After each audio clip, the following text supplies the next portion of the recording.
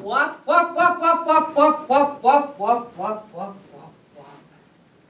She pulled her Mercedes to the shoulder of the road, a blowout. The last thing she needed on this day.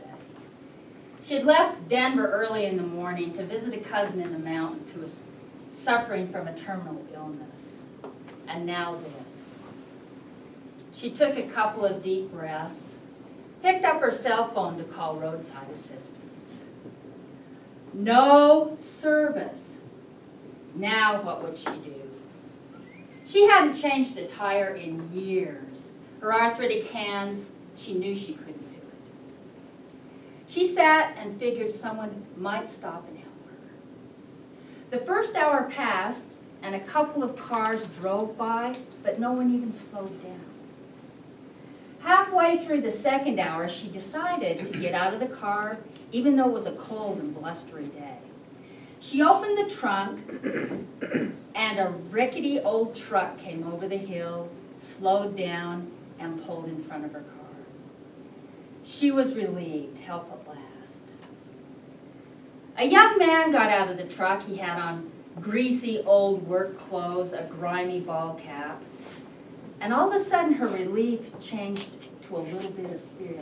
What were this young man's motives?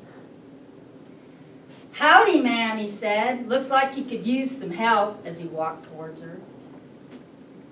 "Yes," she replied with a quaver in her voice. He noticed that she was a little fearful, so he stopped and said, "Why don't you just sit inside your car and stay warm? I can get this tire changed." She walked to the car with still a little bit of fear, and so he said, "My name is Brian Anderson," thinking if he introduced himself it would help the situation. She sat in the car, and Brian crawled under the wheel well, checked things out, looked in the trunk. He had never seen a fancy car like this before. But in no time he had the tire changed and everything put back. As he walked towards his truck, she rolled down the window on her driver's side and said, "How much do I owe you, young man? Thank you." Brian was taken back. "Why, you don't owe me anything," he said. "I was just being neighborly." "Surely I can pay you something," she said. And without thinking too long, Brian said, "You know, next time you meet someone that needs some help, just do it and think of me, Brian Anderson." And he walked up and got in his truck. She pulled off and headed down the road and thought of this kind young man. She realized she was a bit hungry, and in a few minutes, a roadside restaurant appeared. She pulled in the parking lot, and it wasn't exactly what she was used to, but she walked in and it was clean and neat, although kind of tackily decorated.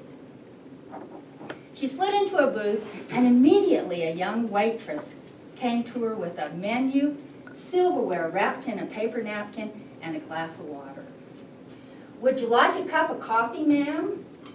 She looked at this young woman and realized she was about 8 months pregnant. The classy lady said, "Yes, I'll take a cup of coffee and a ham sandwich with chips." She watched as this young girl with a bright, cheerful spirit labored through the restaurant, brought her meal, and served all the patrons. What a cheerful spirit. And then she had an idea. When the bill came, she paid with a $100 bill. The waitress took the $100 bill to go in the back and get some change. When she came back, the booth was empty. And she looked out the window, and this fancy car was backing out. She noticed on the table there was a note on the paper napkin. So she picked it up, and underneath were 4 more $100 bills. The note read, "Thank you so much for your cheerful spirit. You have made a hectic day much better for me. I know you can use this tip when your baby comes." And it was signed with a smiley face. After the waitress and the cook had closed the restaurant down for the night, they went and got in his old, battered-up car. He always drove her home. She pulled a $100 bill out of her pocket and said, "Gas money." His eyes got big. He needed to do some work on his car, and this would pay for parts. They drove down the street. And when they got to her motor home, or to her mobile home, she got out, thanked him, went and unlocked the door. When she was inside, she put her tips in a safe place. And she quietly got ready for bed because her husband had been working so hard, lots of overtime, to save for when their baby came. After she got ready for bed, she quietly slipped in beside her husband. But she was so excited about her day, she couldn't wait until morning to tell him. So she quietly whispered into his shoulder, "I done real good on tips today. We're going to be just fine when our baby comes. I love you, Brian Anderson." The moral of the story, what goes around comes around. Or to put it another way, as ye sow, so shall ye reap. Remember, be cheerful, indomitable, and kind to everyone